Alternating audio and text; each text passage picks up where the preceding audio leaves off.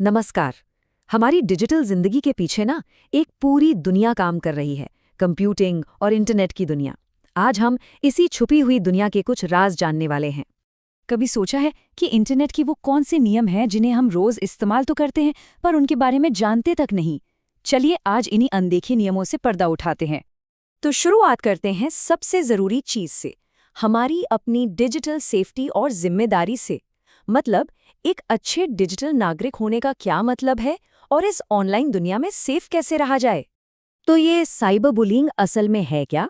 सीधी भाषा में कहें तो जब कोई जानबूझकर किसी के बारे में ऑनलाइन कुछ भी नेगेटिव, झूठा या नुकसान पहुंचाने वाला कंटेंट भेजता है, पोस्ट करता है या शेयर करता है, तो उसे साइबर बुलिंग कहते हैं। और ये एक बहुत ही सीरियस मुद्दा है जिसके बारे में हम सबको पता होना चाहिए। अच्छा, दो चीजें हैं जिनमें लोग अक्सर कंफ्यूज हो जाते हैं। एक है स्पैमिंग और दूसरी है आइडेंटिटी थेफ्ट, यानी पहचान की चोरी। देखिए, स्पैमिंग तो बस वो फालतू के एडवर्टाइजिंग वाले ईमेल्स हैं जो हमारे इनबॉक्स को भर देते हैं। हाँ, ये परेशान तो करते हैं, लेकिन पहचान की चोरी वो एक बहुत बड़ा क्राइम है। इसमें कोई हमारी पर्सनल जानकारी चुराकर धोखाधड़ी करता है। कुकीज के बारे में तो सबने सुना ही होगा।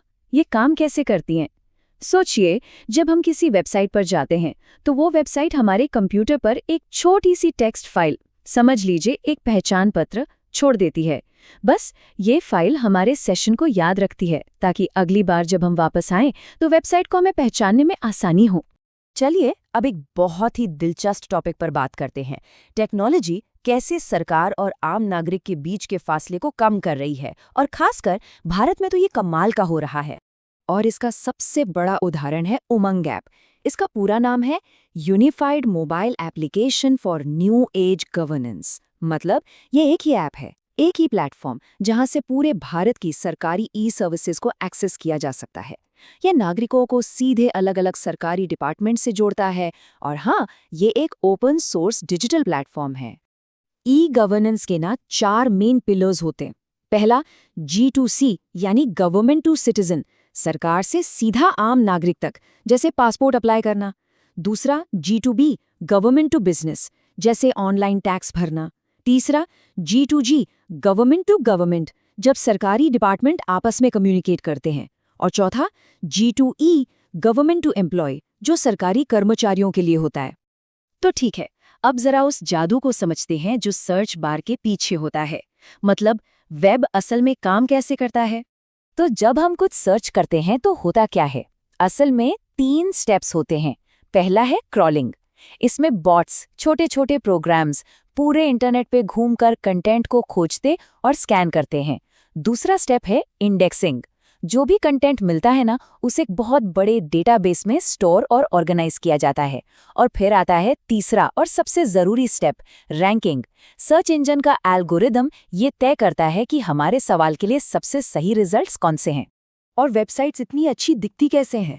मतलब जो रंग, फॉन्ट, लेआउट हम देखते हैं वो सब कैसे होता है? ये कमाल है CSS का, यानी कैस्केडिंग स्टाइल शीट्स का। ये वो कोड है जो किसी भी वेबसाइट की फॉर्मेटिंग और विजुअल डिजाइन के लिए जिम्मेदार होता है। यही वेब को सुंदर बनाता है। चलिए अब थोड़ा और गहराई में चलते हैं। बात करते हैं हार्डवेयर और कोड की, उन चीजों की जो हमारे सारे डिजिटल डिवाइसेस को असल में चलाती हैं। यहाँ एक बहुत ही फेमस नियम है, मूर का नियम।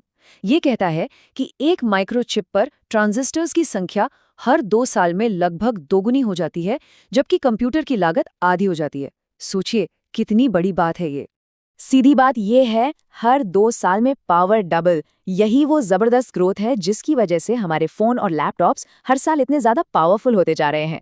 अच्छा, एक कॉमन मिस्टेक जो बहुत लोग करते हैं, CPU का फुल फॉर्म। कई लोग इसे कंट्रोल प्रोसेसिंग यूनिट समझते हैं, जो कि गलत है। इसका सही मतलब है सेंट्रल प्रोसेसिंग यूनिट, और जैसा कि नाम से ही जाहिर है, ये कंप्यूटर का दिमाग है। विंडोज में हमारा डेटा इतना सेफ कैसे रहता है? इसके पीछे है NTFS, यानी न्यू टेक्नोलॉजी फाइल सिस्टम। ये विंडोज का मॉडर्न फाइल सिस्टम है। और इसकी सबसे कमाल की बात क्या है पता है? ये हर फाइल की 3 कॉपियां बनाकर स्टोर करता है, ताकि अगर एक कॉपी खराब भी हो जाए तो डेटा सुरक्षित रहे।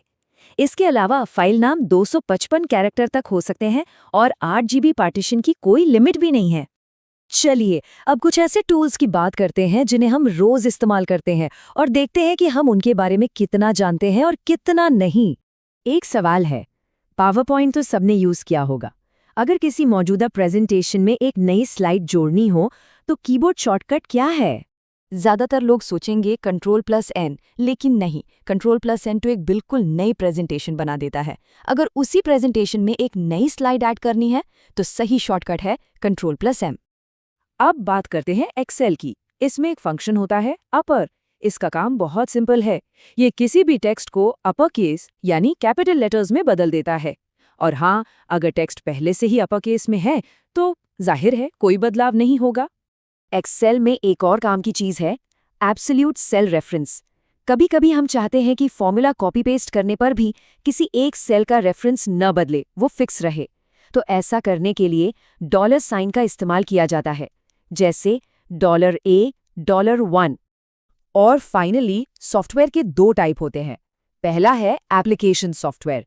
ये वो ऐप्स हैं जिन्हें हम यूज करते हैं, जैसे MS वर्ड, एक्सेल।